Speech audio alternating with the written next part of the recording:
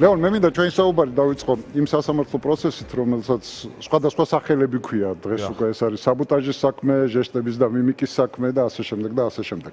თქვენ ესწრებოდით გუშინდელ პროცესს, სადაც ნეიტრალური საქართველოს წევრები გამოკითხა სასამართლომ, თუ რამე მე შემეშლება თქვენ იურისტი ხართ და შემისწორებთ. მე როგორც გავიგე, ნეიტრალური საქართველოს წევრებმა უყურეს პოლიტიკური ლიდერების სატელევიზიო გამოსვლებს, მათ გაუჩნდათ მოსაზრება რომ ეს გამოსვლები შეიცავს დანაშაულის ნიშნებს, დაწერეს საჩივარი და ამ საჩივარის გამო ეხლა ამ ხალხს მრავალი წით უპირებენ ციხეში გამოკეთებას. ესე არის ეს?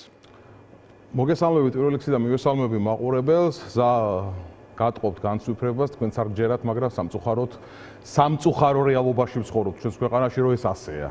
ნამდვილად ასეა და ეს ჟესტიკულაციის სისხლის სამართლის საქმე არის სამარცხვინო ლაქა და მე ვიტყოდი ღალატი ქვეყნის ეროვნული ინტერესებისათვის, ხოლო გუშინდელი სასამართლო პროცესი პირდაპირ მე ბევრჯერ მithქვამს და გავიმეორებ, ხო, რომ საქმე მტკიცებულებების გარეშე, საქმეში მტკიცებულებები არ არსებობს. მაინტერესებდა ზოგადად რა ხდებოდა 37 წელს და ყოველთვის ბევრი ჩვენგანი მკითხულობდით, ხო?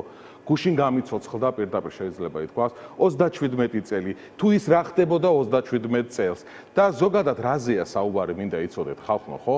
ადამიანებს საქართველოს, აი ბადრი ჯაფარიძეს, მამუკა ხაზარაძეს, სხვებს ბადრი ჯაფარიძეს და მამუკა ხაზარაძეს ასამართლებდნენ და ასამართლებენ პოლიტიკური ბრალით საქართველოს უკეთესი მომავლის ბრძოლისათვის პირდაპირ შევიძლია. აი მაგალითისათვის ბადრი ჯაფარიძე საქართველოს სახელმწიფოს დამოუკიდებლობის აღდგენის აგზე ხელმომწერი ადამიანი. მაშინ როდესაც ძალადობრივად გემახსოვრებათ 90-იანი წლები ხელისუფლებაში მყოფი მრგვალი მაგიდა და დაამხეს მაშინ ხელისუფლება. უმძიმესი დანაშაული მოხდა და მაშინ ბადრი ჯაფარიძეც ბუნებრივია მის სიცოცხლესაც რო საფრთხე ემუქრებოდა. დღეს იგივე ხალხი ან იგივე ხალხის მეგობრები პირდაპირ ანალოგიურ ქვეყნის წინაშე ღალატს ჩადიან, შეიძლება ითქვას. დღესაც მაგალითად ბადრი ჯაფარიძეს აი ამ ხელისუფლების პირობებში მესამე ბრალი აქვს პოლიტიკური წაყენებული. მამუკა ხაზარაძეს მესამე ბრალი აქვს პოლიტიკური წაყენებული და მიმდინარეობს აღვირახსნილი პოლიტიკური დევნა შეიძლება ითქვას. ხო, გუშინ ღიად იყო ამაზე საუბარი. ბევრ რამეზე იყო საუბარი. საუბარი იყო იმასთან დაკავშირებით თუნდაც რომ თურმე ხალბატონ კაკაბაძეს როდესაც ვეკითხებოდი და ვკითხავდით შეიძლება ვინმე მიკითხოს აქ აი ამ 90-იან წლებზე მიმდინარე მოვლენებზე რატო იყო საერთოდ კითხვები სისხლის სამართლის საქმეში მეტი რაზე უნდა დაისვას ხალხო კითხვა იქ მტკიცებულებები არ არსებობს და ამაზე მიდიოდა ხო საქმე ამაზე დაისვა კითხვები თურმე მაშინ რატო მოყვევი ბადრი ჯაფარიძესთან დაკავშირებით და 90-იან წლებთან დაკავშირებით ხო მაშინ თურმე მათ შორის ბრალეულობა ყოფილა მრგვალი მაგიდის და მრგვალი მაგიდის შიდა განხეთქილება რომ შემდგომ მოყვა ეს უბედურება რაც ჩვენ ქვეყანას დაატყდა თავს ხო აი ამ მენტალობით დღეს ითხოვენ ბადრი ჯაფარიძის, მამუკა ხაზარაძის, სხვების გასამართლებას, ითხოვენ საქართველოში პოლიტიკური პარტიების აკრძალვას, ველის მოსუფთავებას ითხოვენ.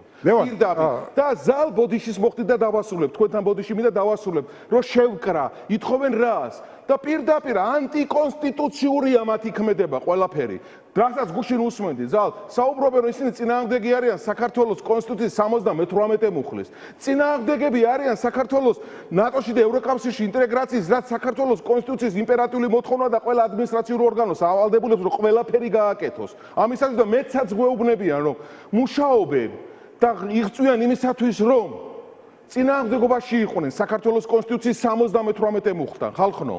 და კითხვაზე შემთხვევით საქართველოს ევროკავშირსა და ნატოში ინტეგრაცია და გაწევრიანება რუსეთის ხელისუფლების ინტერესის წინააღმდეგ ამ შემთხვევაში რუსეთის ხელისუფლება ხომ არ იბრძვის კითხვაზე იყო პასუხი რომ დადებითი კი ისიც იბრძვის ეს ხალხი თანხვედრაში არიან მათი ინტერესები თანხვედრაშია უშენ ჩვენ მოვისმინეთ რომ არ გამორიცხავენ ეს ადამიანები რომლებიც ჩვენებას აძლევენ რომ სასამართლოზე დაიბარონ ორი ევროკომისარი ევროკომისიის პრეზიდენტი, შეერთებული შტატების ყოფილი ელჩი. მოკლედ, გუშინი თქვენს ამ ხალხმა თქვენს, რომ საქართველოს მტერი სახელმწიფო ეს არის შეერთებული შტატები და ის ადამიანები, რომლებიც ახლა მე ჩამოთვალე, არის ჩვეულებრივი დანაშაულებრივი დაჯგუფების. არა, ეს რაც სასამართლოზე ოფიციალურად თქვენს, ახლა ეს არის დანაშაულებრივი დაჯგუფების წევრები, ხო? ლევან, რა მაინტერესებს? მესმის რომ ეს ყველაფერი რაღაც აბსურდის თეატრს დაემსგავსა, ის ჩვენებები, რომელსაც ჩვენ აქამდე ვისმენდით მოწმე პოლიციელების მხრიდანაც, მათ შორის, რომ თითქოს აი ბადრი ჯაფარიძე რაღაც სახით აჩვენებდა თუ რაღაც მიმიკით აჩვენებდა და ეს ჩათვალებთ მოწოდებად, რომ შტურმი უნდა დაწყებულიყო პარლამენტის თუ რაღაცა. ეს ჩვენებები გასაგებია, რომ ეს ყველაფერი ძალიან სასაცილო იქნებოდა, რომ არ კონდეს საქმე ის ესეთ ძიმე ბრალდებებთან, რომელსაც შეიძლება ადამიანების ძალიან დიდი ხნით ციხეში გამოკეტვა მოყოს. მე მაინტერესებს მოსამართლეს რა რეაქცია აქვს ამ ყველაფერზე, როდესაც ისმენს ამ მოწმეების ჩვენებებს, ან გუშინ რასაც ისმენდა ნეიტრალური საქართველოს წარმომადგენლების მხრიდან. პირველ რიგში დავასრულებ ზალ, ასაც კიდევ რაზეც იყო საუბარი, მათი პირდაპირ, აი მოწმე ვინ უნდა იყოს, ხო? მოწმე უნდა იყოს პირი, რომელიც შედეგისათვის, შედეგზე კი არ არის ორიენტირებული და დაინტერესებული, ხო? სასამართლოს უნდა მიაწოდოს ობიექტური ინფორმაცია. ისინი პირდაპირ საუბრობენ ხალხთან, რომ შედეგი დაინტერესებულები არიან, ხო? შედეგით არიან დაინტერესებულები. პარტიების აკრძალვა უნდა პირდაპირ საუბრობენ ამასთან დაკავშირებით. მაგრამ თავარი რა არის აქ? თავარი ზალ ის არის, რომ ამ შემთხვევაში ამ ყველაფრის უკან დგას ქართული ოცნება, ბიძინა ივანიშვილი და ეს ყველაფერი რაც ხდება ეს ხო დიდი ხნის დაანონსებულია. ხო გვინახავს აკრძალვებთან და დევნასთან დაკავშირებით. ხო გვინახავს ეს ყველაფერი. საბოტაჟის საქმე, ხო? როგორცაც ასე უწოდებ. მე მას ჟესტიკულაციის საქმესაც უწოდებ და მივალთ აქამდე ზა. ეს თუ საბოტაჟია, ბუნებრივია. საბოტაჟს ახდენენ საქართველოს წინააღმდეგ ამ საქმის არსებობის. ამ ბრალდების საქმის გაჩენის. როდესაც ამ ხალხს ამ საქმეზე ბრალდება წაუყენეს საერთოდ. და თავარი და მე დავიწყე 90-იან წლებზე საუბარი და რატო ვადარებ, ხო? მაშინაც რა დღეში იყო საქართველოს და რა ძიმე სიტუაციაში იყო. მაშინაც ჩემი პარტიის ერთ-ერთი ლიდერი დევნის ქვეშ იმყოფებოდა ბადრი ჯაფარიძე. დღესაც აი ამ რუსული ხელისუფლების პირობებში დევნის ქვეშაა მამუკა ხაზარაძე, ბადრი ჯაფარიძე, სამჯერ ბრალი წაუყენეს ხო ამ ადამიანებს და მთავარი რა არის, იცი, ამ ქვეყანაში არ იქნა მიღებული ლუსტრაციის კანონი. ამ ქვეყანაში რომ ლუსტრირება ყოფილიყო და ლუსტრაციის კანონი ყოფილიყო. დღეს ჩვენ შესაძლოა ამ ძიმე სიტუაციაში არ ყოფილიყავით, ხალხო. ის ხალხი ან მათი მეგობრები ან მათი დამქაშები, რომლებიც კოლექტიურად ჩადიოდნენ 90-იან წლებში და მათი სახელს რა მოთვლის 90-იან წლებში კოლექტიურად ჩადიოდნენ საქართველოს ღალატს პირდაპირ შეიძლება ითქვას.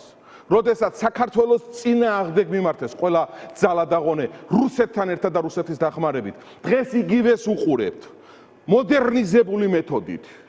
საქართველოს მომავლის მკვლელობას უყურებთ დღეს მოდერნიზებული მეთოდით. მძიმეა, გუშინ არა მარტო დამძიმებული ყოველდღიურად ძალიან მძიმეა ამ ყველაფერს რო უყურებ, იმიტომ რომ აქ მარტო არ არის საუბარი მე ადვოკატი ვარ ან მე პოლიტიკოსი ვარ.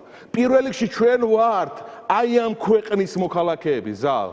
და ამ ყველაფრიდან გამომდინარე ჩვენ ვუყურებთ თუ რა ბედი შეიძლება კონდეს ჩვენს ქვეყანას, რა მომავალი შეიძლება კონდეს ჩვენ ქვეყანას, რა სართმევენ დღეს საქართველოს ამ ყველაფრის განზრახ მიმართული ქმედებით. ეს არის ქართული ოცნების რა მოლოდინი გაქვს გამოსობით გაკეთებული. იმიტომ რომ ეს პროცესები დიდხანს არ გრძელდება, სავარაუდოდ აგვისტოში განაჩენი გამოცხადდება უკვე, რასაც ჩვენ უყურებთ, რა სისწრაფით მიდის პროცესები და პრაქტიკულად უკვე დასასრულის ფინალისკენ არის ეს ყველაფერი. რა მოლოდინი გაქვთ პარტიაში? ან თქვენ როგორც ადვოკატს, რომელიც უყურებთ ამ ყველაფერს? როგორც იურისტს მეკითხებით და ასევე როგორც პოლიტიკოსს, მაგრამ უყურეთ როგორც იურისტი შემიძლია გითხრათ, რომ ოდნავ სამართლიანობა ზალ რო ყოფილიყო ამ საქმეზე ბრალი არ უნდა არსებულიყო. ამ საქმეზე ეგრეთ წოდებული ფორმა ნომერი 1 არ უნდა შესრულიყო და გამოძიება არ უნდა დაწყებულიყო პირდაპირ გეუბნებით. საერთოდ სიგიჟია წარმოუდგენელი ამ საქმეზე, რომ რაიმე სახის ვინმე სახის ბრალეულობა გამოყოფილიყო მამუკასთან და ბადრისთან. მაგრამ მოდით იურისტობა გადავდოთ ახლა გვერდზე. ეს მკითხე და იმიტომ ვლაპარაკობ, ხო? ამასთან დაკავშირებით ეს მკითხე და იმიტომ ვლაპარაკობ.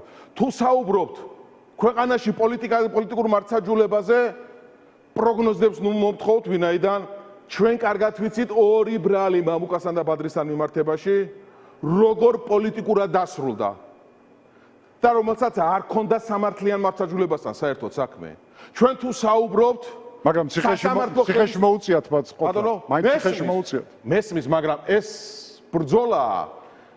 მათ და ყველა ჩვენთაგანს ლელოსი შეგნებული გვაქვს, რომ რეპრესიები არსებობს, რეპრესიები იქნება, მაგრამ ჩვენ ხომ ჩვენი ქვეყნისთვის პოლიტიკოსები რისთვის ვართ და პოლიტიკოსი რისთვის უნდა იყოს? ჩვენ ხომ ჩვენი ქვეყნისთვის მომავლისთვისა ვართ. ხო ჩვენი ქვეყნის მომავლისთვის ვიბრძვით. ეს ჩვენ ყველას გასიგზეგანებული გვაქვს. ეს ჩვენ ყველამ კარგად ვიცით. ეს კარგად აგვაქვს დანახული. ეს პირველ რიგში კარგად იცით მამუკა ხაზარაძე და ბადრი ჯაფარიძემ. შემოსვლიდან ხალხნო სამჯერ ბრალი აქვთ საღენებული და დღეს წელიწადი არ ყოფილა რომ პოლიტიკური დევნის ქვეშ არ ყოფილიყვნენ, ხო? აი ქვეყანაში ზალ თუ დრო გაქვთ მინდა დავანახო მაყურებელს. აქ ხო ხდება ეს უსამართლობა. ეს უსამართლობა ყველას ეხება ხალხნო. იმიტომ რომ დაჭირდებათ ყველასთანიო ეს უსამართლობა. ყველას შეახებენ ამ უსამართლობას. ქვეყანაში ხდება სამართლის კუთხით უსამართლობა და პოლიტიკური დევნაზე საუბრობთ. ქვეყანაში ხდება სოციალური უსამართლობა. ქვეყანიდან ხალხი გარბის, საქართველოს იცლება.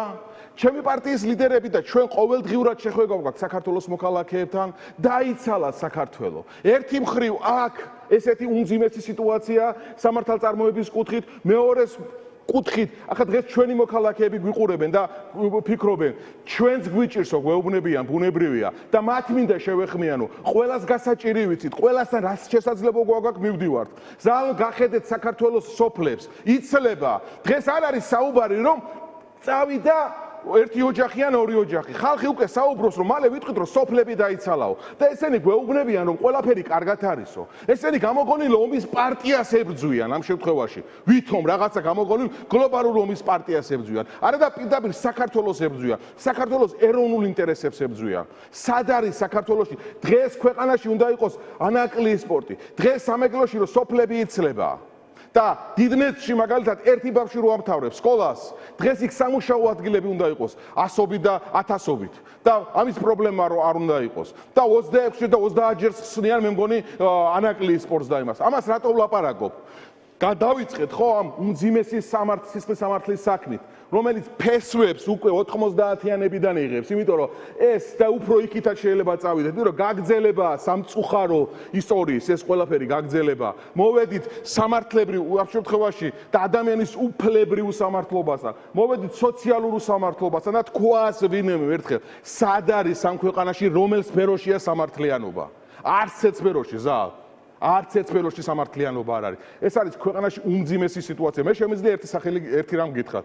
ლელოს სახელით ჩვენ მაქსიმუმს ვაკეთებთ და გავაკეთებთ, რომ ჩვენი ქვეყნის მოქალაქეების გვერდით ვიყოთ. მადლობა ლევან. დიდი მადლობა სტუმრობისთვის. ლევან სამუშია პასუხობდა ჩვენ შეკითხვებს.